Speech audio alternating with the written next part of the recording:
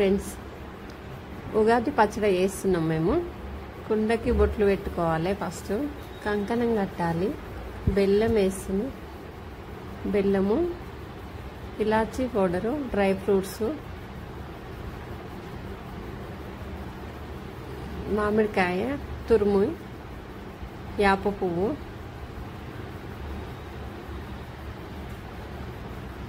గసాలు, చింతపండు రసం. చింతపండు రసం వేసుకున్నాక వాటర్ పోసుకోవాలి. బచ్చాలు చేయడానికి బెల్లము తురిమి పెట్టినాం, పిండి కలిపి పెట్టేసినాం, పప్పు ఉడకబెట్టి ఆరబెట్టేసినాం. బచ్చాలు చేయడం స్టార్ట్ చేసినాం.